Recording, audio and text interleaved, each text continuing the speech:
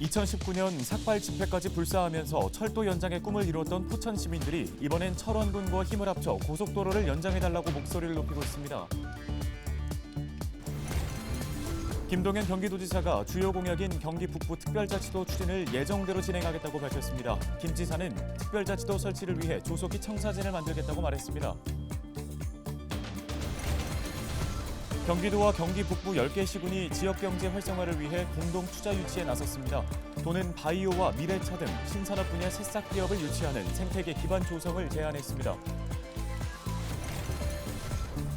DMZ 국제 다큐멘터리 영화제가 지난 22일 임진각 평화누리 야외 공연장에서 개막했습니다. 8일간의 일정으로 열리는 이번 영화제에서는 53개국 137편이 상영됩니다.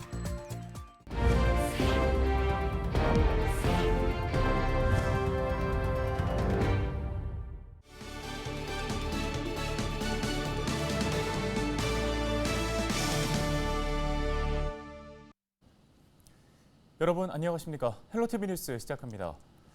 포천 시민들의 광화문 집회 기억하시나요? 지난 2019년 포천의 철도를 연장하기 위해 포천 시민들이 광화문까지 와서 삭발 집회를 진행했었죠. 그때 약 1000여 명의 시민들이 삭발을 하면서 이목을 끌기도 했는데요. 이번에는 고속도로입니다.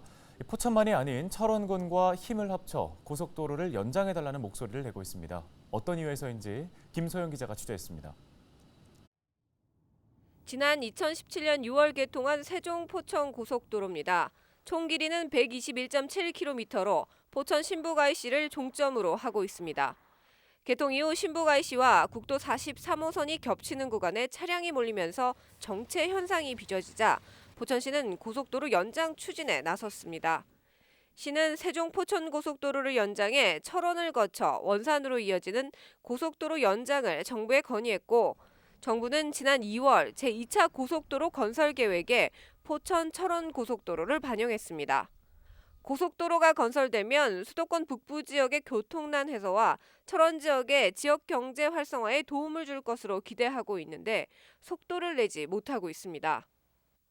상황이 이렇자 철원군은 포천과 철원 고속도로를 위한 조기건설 범군민 대책위원회를 구성했고 포천시도 여기에 힘을 보탰습니다.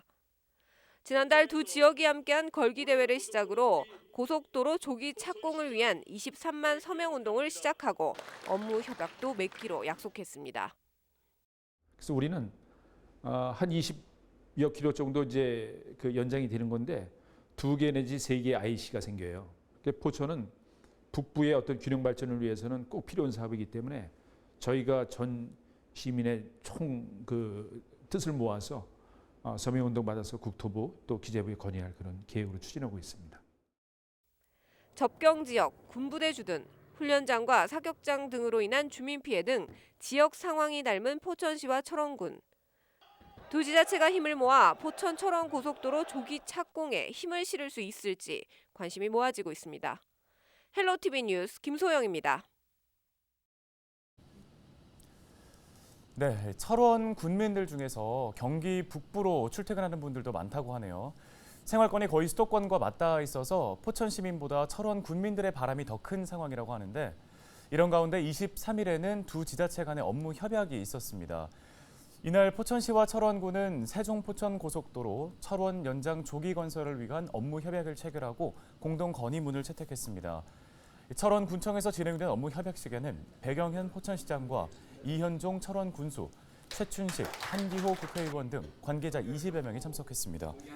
두 지자체는 공동 건의문에서 수도권 북부 지역은 분단 이후 70년 이상 각종 규제로 인해 교통, 교육, 의료 등 인프라가 수도권에서 가장 낙후된 지역으로 남아있다며 지역경제 활성화 및 균형 발전을 위해 포천 철원 고속도로의 조기 착공이 반드시 이루어져야 한다고 촉구했습니다.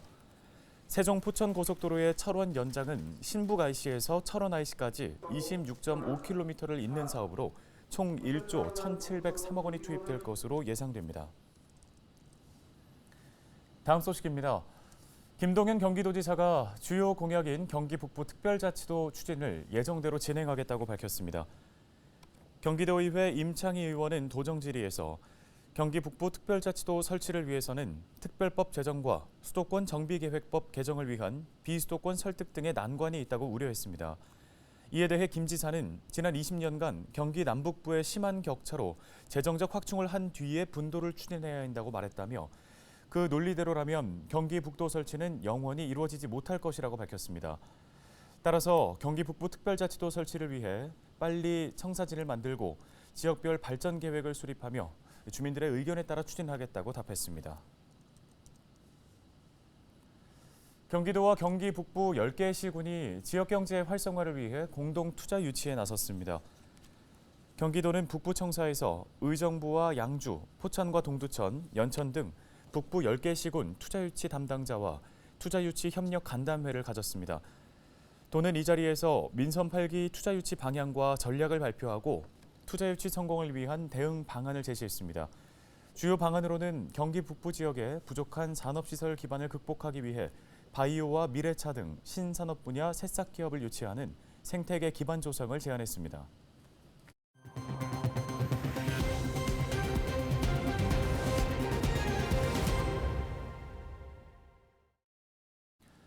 다음 소식입니다. DMZ 국제 다큐멘터리 영화제가 임진각 평화누리 야외 공연장에서 개막했습니다.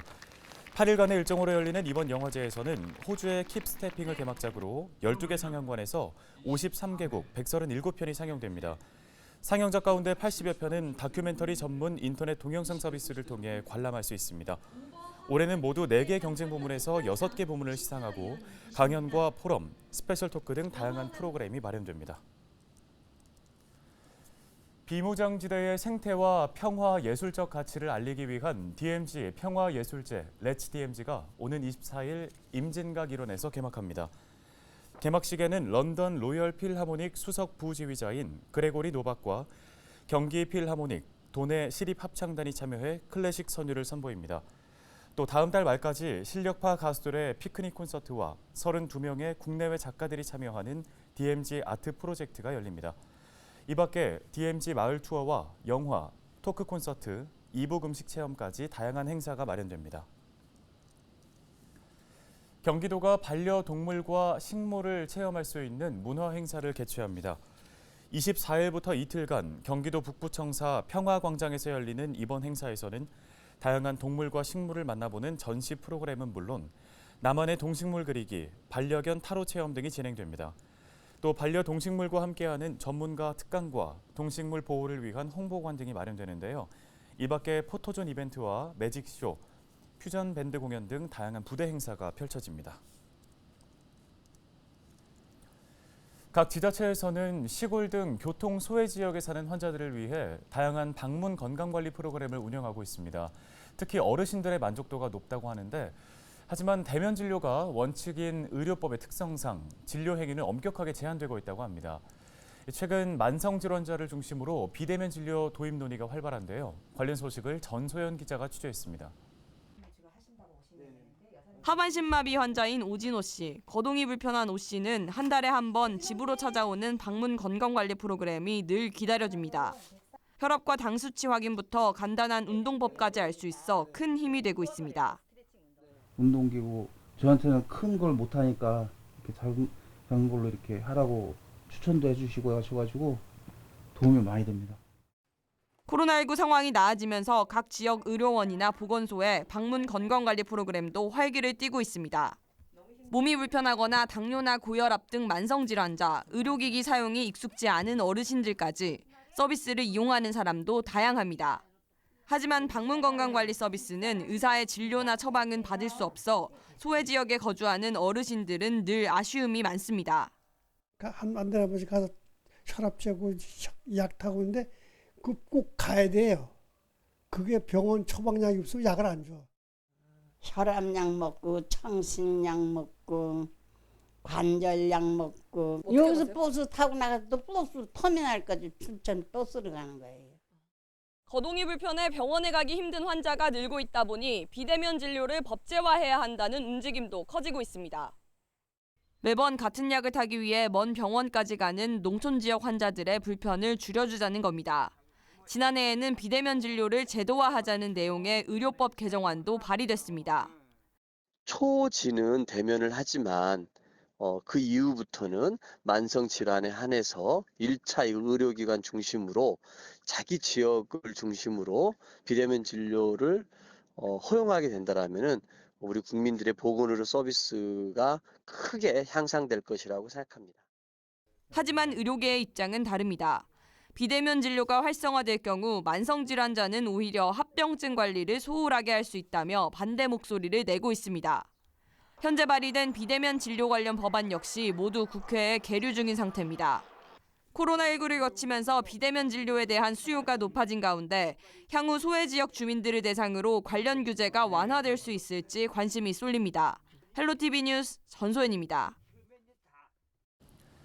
콘텐츠 종합전시회인 광주 에이스페어가 지난 22일 개막했습니다. 올해 행사에서는 급변하는 기술 발전에 따라 확장되고 있는 콘텐츠를 만나볼 수 있는데요. 케이블 TV 공동취재단 정유철 기자가 현장에 다녀왔습니다. 콘텐츠 종합전시회인 2022 광주 에이스페어가 22일 오후 김대중 컨벤션센터에서 개막했습니다. 참가 기업과 합찬사, 제작사가 함께 교류하는 사전 환담을 시작으로 개막 공연과 개막 퍼포먼스가 이어졌습니다. LED 터치스크린 기술을 활용 행사 슬로건을 표현한 개막 퍼포먼스가 눈길을 끕니다. 개막식 주요 참석 인사들은 콘텐츠별 부스를 살펴보는 전시장 라운딩에 참여했고 주제관 체험에서는 민선 8기 광주시의 슬로건을 구현한 가상 페인팅을 선보였습니다. VR 장비를 이용해서 무등산 서석대 하늘 위에서 보는 문구는 VR 기술의 현주소를 보여줍니다. 이번 에이스페어의 주제는 디지털 트랜스포메이션과 콘텐츠 가치의 확장. 현재 플랫폼과 콘텐츠 시장은 급변하는 기술 발전에 힘입어 그 역할과 가치가 빠르게 확대되고 있습니다. 특히 케이블 TV 업계도 최근 IP망 서비스와 커머스 방송, 콘텐츠 공동 제작을 비롯한 질적 향상을 위해서 새로운 도전과 변화의 시기를 맞이했습니다. 또 최근에 커머스 방송을 시작을 해서 지역사회에 기여하고 있고 반응이 굉장히 좋습니다. 동네 마켓을 살리는 거니까요. 또 최근에는 저희 회원사인 SOPP가 공동으로 프로그램을 제작해서 배포하고 있습니다. 이런 다양한 노력들을 통해서 좀 더 좋은 서비스, 좀 더 유익한 서비스를 제공하기 위해서 최선을 다하겠습니다. 오는 25일까지 4일간 펼쳐지는 이번 전시회에서는 30개국 334곳의 콘텐츠 관련 회사와 해외 바이어 120여 명이 참석합니다. 콘텐츠 품목별 전시로 분야별 전문성을 강화했고 콘텐츠 산업의 최신 트렌드를 반영한 다양한 프로그램을 준비했습니다. 또한 성인들의 가벼운 일탈을 뜻하는 키덜트 콘텐츠 전시와 신진 작가 공모전으로 한층 재미를 더했습니다. 이 외에도 콘텐츠 관련 컨퍼런스와 비즈니스 상담회, 다양한 이벤트들로 방문객들을 맞이합니다. 올해로 17번째를 맞이한 광주 에이스페어. 지역의 대표적인 콘텐츠 박람회로 자리매김했습니다. 케이블TV 공동취재단 정유철입니다. 다음 소식입니다. 김동연 경기도지사가 모든 도민이 더 많고 더 고른 기회를 가질 수 있도록 기회소득을 도입하겠다고 밝혔습니다. 김 지사는 경기도의회 도정질의 답변에서 우리 사회의 모든 문제는 기회로 연결되면서 역동성을 의미한다며 이런 측면에서 기회소득을 도입하려 한다고 강조했습니다. 김 지사는 기회소득 개념은 사회적 가치를 창출하지만 보상을 받지 못하는 이들에게 일정 기간 소득 보전의 기회를 제공하는 것이라고 설명했습니다. 그러면서 문화예술인 분야부터 기회소득을 도입하겠다며 연구 용역을 위해 5천만 원의 추경 예산을 반영했다고 덧붙였습니다. 경기도가 시각장애인의 버스 이용 편의를 위해 교통카드 단말기 위치를 표준화하기로 했습니다. 도는 버스 교통카드 단말기 위치와 높이가 차량마다 달라 시각장애인들이 불편을 겪고 있어 이를 통일하기로 했는데요. 이에 따라 운전석 앞쪽에 있던 단말기는 좌석에 가까운 곳으로 변경하고 바닥에서 1.1m 높이에 일괄 설치하기로 했습니다.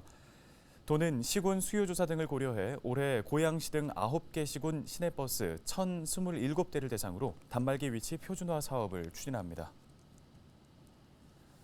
경기도 교육청이 점심 메뉴와 양을 학생이 자율적으로 선택할 수 있는 카페테리아식 급식을 추진합니다. 이를 위해 도교육청은 최근 카페테리아식 모델 개발을 위한 계획을 수립하고 태스크포스를 구성했는데요.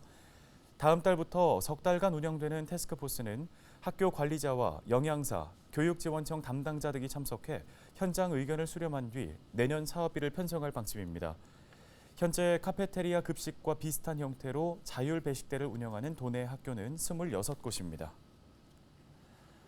뉴스 마치겠습니다. 함께해 주신 여러분 고맙습니다.